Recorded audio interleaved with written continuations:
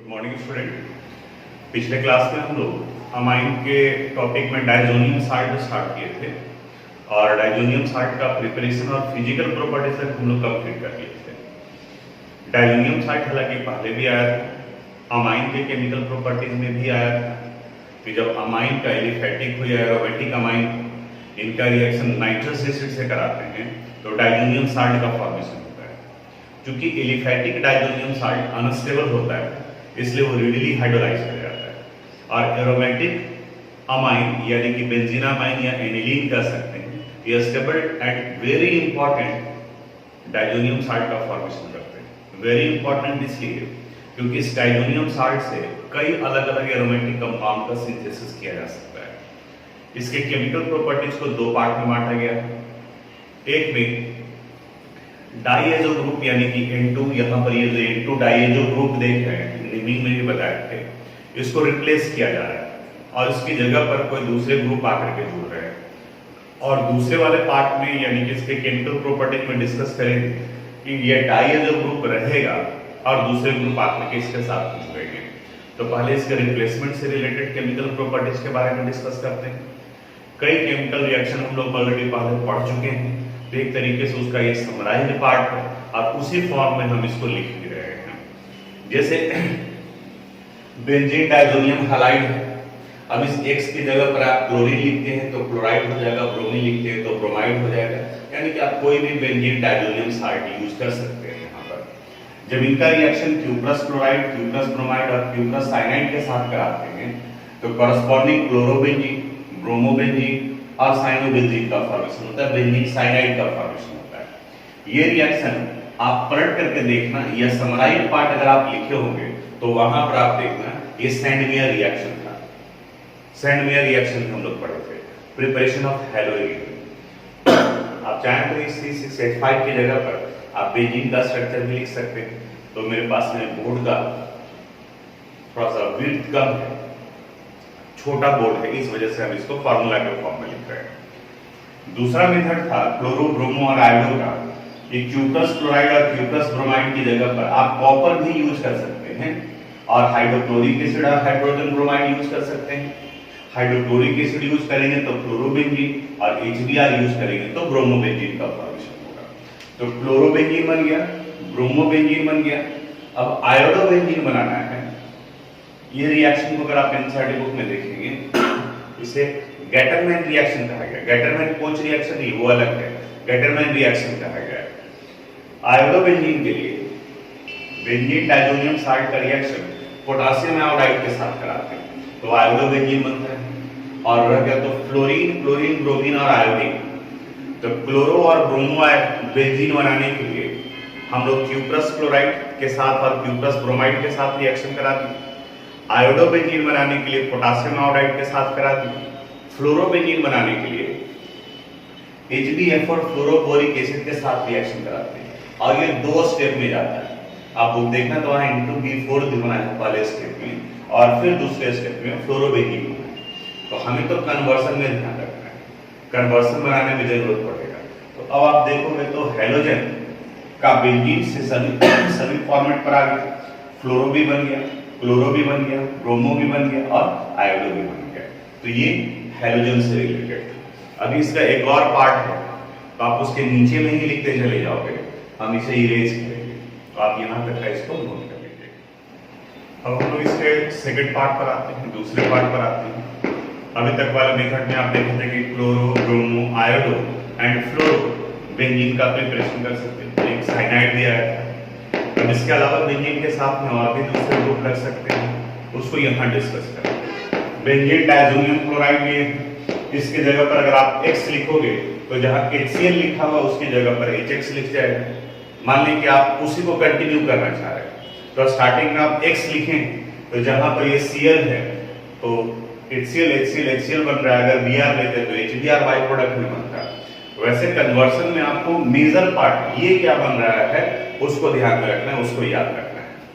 अब देखो benzene diazonium chloride से अगर बेंजीन बनाना है, आप पीछे भी जा सकते हो। अमीनो बेंजीन से बेंजीन बनाना है तो अमीनो बेंजीन को बेंजीन डायजोनियम साल्ट में कन्वर्ट करो। अब इनका रिएक्शन H3PO2 क्या है, कोई सॉल्यूशन या इथेनॉल से करा दो, ये बेंजीन में कन्वर्ट कर जाएगा यानी C6H6 में। बाकी का ग्रुप बाहर निकल जा रहा है, ऑक्सीडाइज कर जा रहे हैं।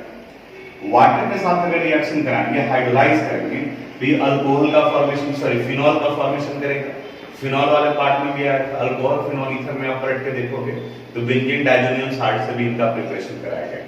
तो बेंजीन भी बन सकता है, फिनॉल भी बन सकता है, और अगर नाइट्रो ग्रुप ऐड करना है यानी डाइजोनियम ग्रुप को हटाकर उसकी जगह पर NO2 डालना है, तो नाइट्रेशन से एक अलग रिएक्शन है। नाइट्रेशन में ऑर्थो और पारा पोजीशन पर नाइट्रो ग्रुप जुड़ता है, और यहाँ इस रिएक्शन में जहां डाइजोनियम ग्रुप है उसको हटाकर उसकी जगह पर NO2 जुड़ रहा है।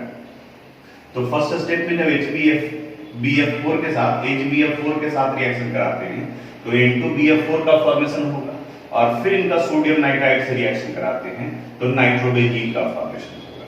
ये इंपॉर्टेंट रिएक्शन था और ये आपको कन्वर्शन में हेल्प करेगा, खास करके एरोमेटिक कंपाउंड में। जब आपको लग रहा है कि अब कहां बन रहा है, नहीं समझ में आ रहा है कि वो कैसे कन्वर्ट करेगा, तो वहां पर आप यूज कर सकते हो। इनको आप कॉपी करिए।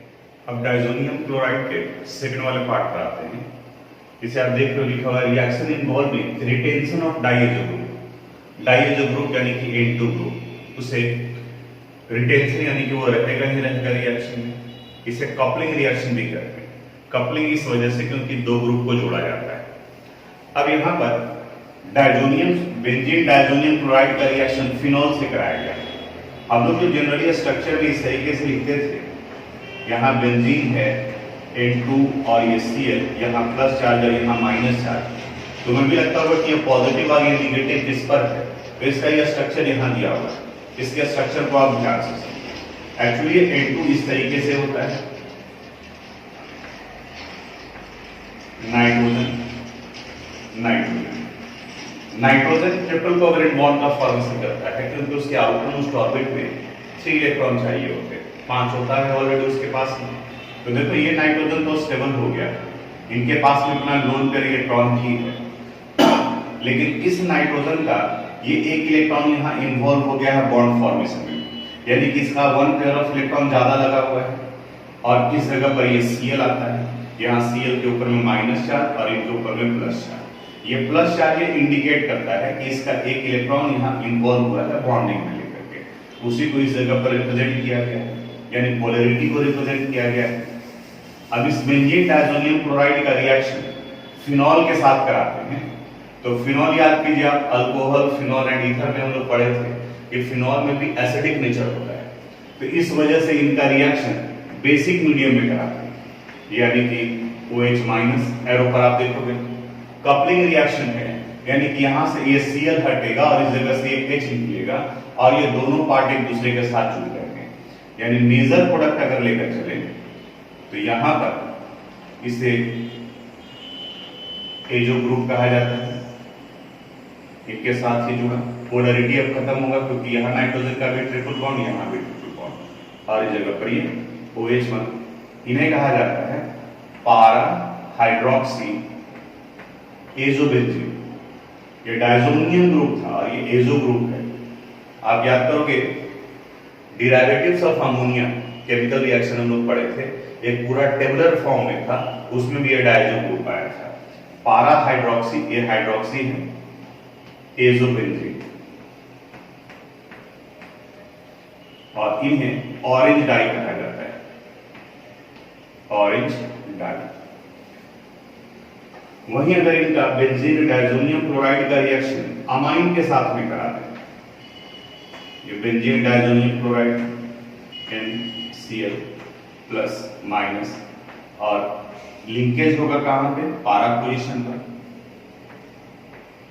एनिलीन बेंजीनामाइन, इनके साथ में जब रिएक्शन कराते हैं।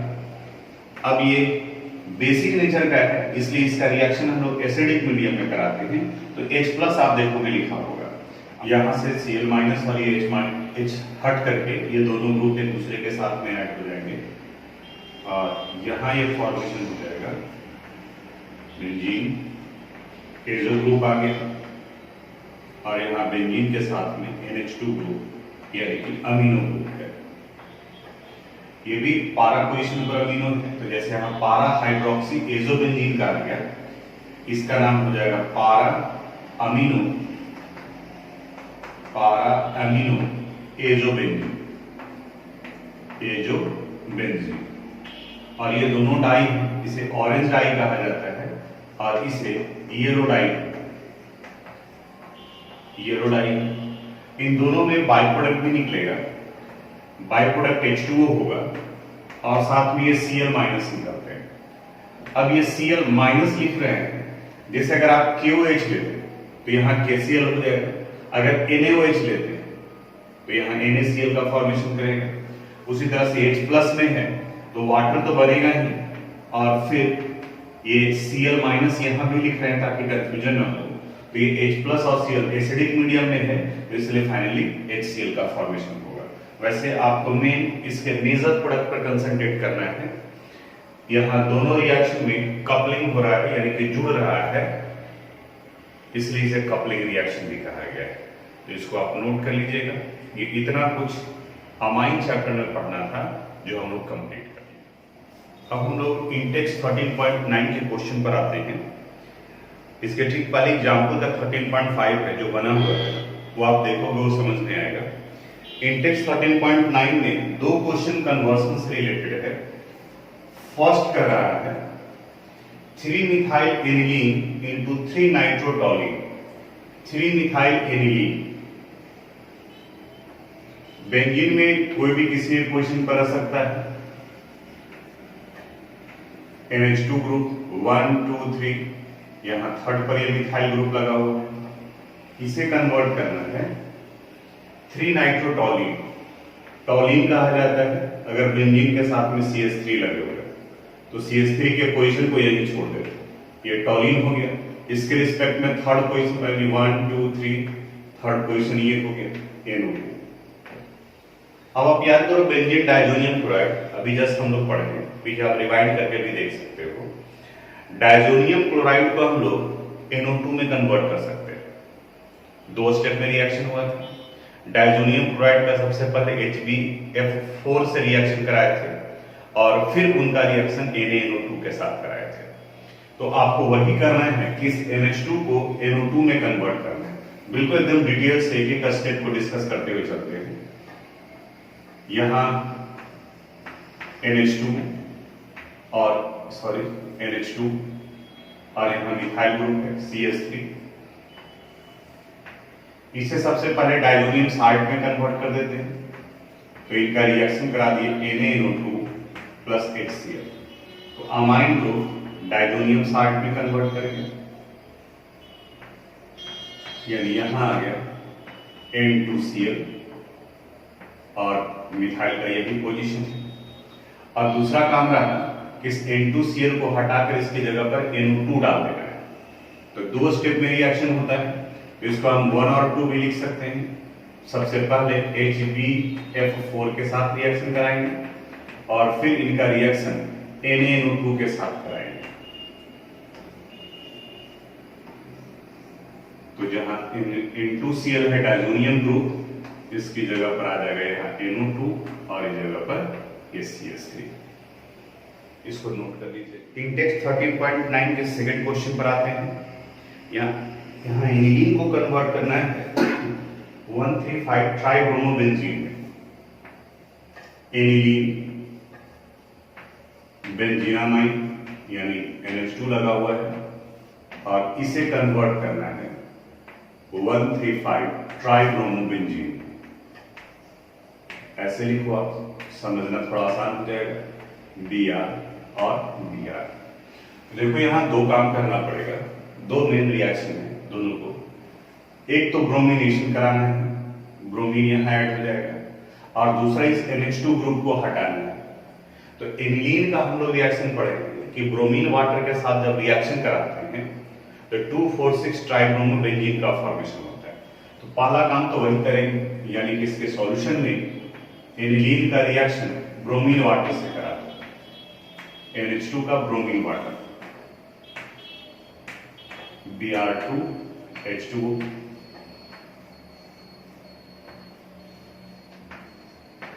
NH2 ये वैसे ही रह गया, ब्रोमिनेशन हुआ, Br और Br, और अब ये क्यों बना इसके लिए हम लोग ऑलरेडी केमिकल प्रॉपर्टीज में डिस्कस कर चुके हैं। अब दूसरा काम रहा इस NH2 को हटाने के लिए, तो हम लोग पढ़े हैं कि बेंजीन डायजोनियम क्लोराइड का H3PO2 या C2H5OH के साथ रिएक्शन कराते हैं तो डायजोनियम को हटाकर उसकी जगह H ऐड हो जाता है, यानी वो बेंजीन में कन्वर्ट कर जाता है। तो अब दूसरा काम ये रहा कि इस NH2 को कन्वर्ट कर दो पहले डायजोनियम साल्ट में। तो इसके लिए रिएक्शन क्या है, NaNO2 plus HCl, nitrous acid के साथ में रिएक्शन, ये NH2 कन्वर्ट कर गया डायजोनियम ग्रुप में, N2Cl, ये प्लस और ये माइनस, बाकी के जगह पर ये ब्रोमीन आ जाएगा, यहां भी ब्रोमीन और यहां भी ब्रोमीन। अब फिर इनका रिएक्शन हम लोग करा देते हैं। इसे हटाना है तो हटाने के लिए आप या तो इथेनॉल ले सकते हो C2H5OH, या इसकी जगह पर H3PO2 भी ले सकते हैं, दोनों में से कोई। इसे हटाकर इसकी जगह पर H जुड़ जाएगा,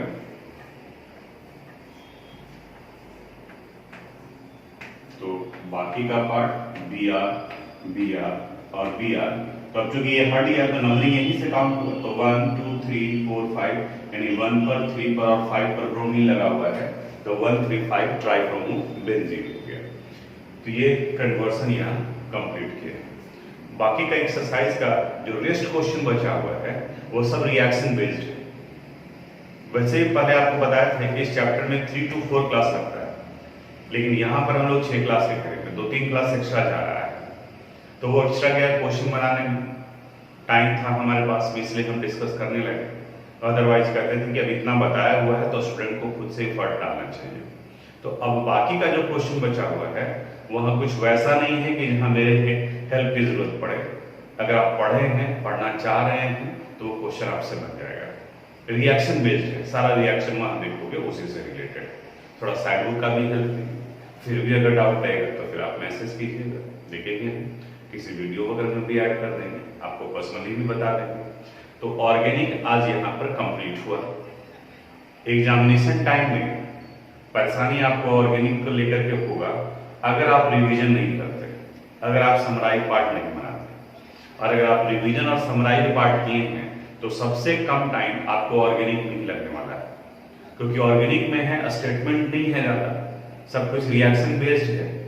तो अगर आप पढ़े हुए हैं और बिल्कुल स्ट्रेट फॉरवर्ड क्वेश्चन पूछता है, एनसीईआरटी कंप्लीट कर दो, बोर्ड का सारा ऑर्गेनिक का क्वेश्चन आपका पकड़ में आ जाएगा, कहीं कोई डेविएट नहीं करना है, लेफ्ट राइट नहीं करना है। तो इसलिए एनसीईआरटी का सारा क्वेश्चन, कोई भी आप सैंपल पेपर खरीदे होंगे उसमें भी सॉल्यूशन दिया हुआ है। हम भी यहाँ ऑर्गेनिक बताए हैं, करीब करीब क्वेश्चन जो है बता दिए कि किस तरीके से वो सोल्व होगा। कोई भी साइड बुक आप रखे होंगे वहां भी आपको सॉल्यूशन मिलेगा। तो हर एक चीज के ऊपर में सिर्फ और सिर्फ एक कमी क्या है, तो आपका टाइम कंसंट्रेशन के साथ में। अगर आप फुल कंसंट्रेशन के साथ में टाइम दे रहे हैं तब उस कंडीशन में आपका हो गए तो वहां आप सोल्व कर सकते हैं। तो आज यहीं तक। अब अगले क्लास में हम लोग एक नया चैप्टर स्टार्ट करेंगे।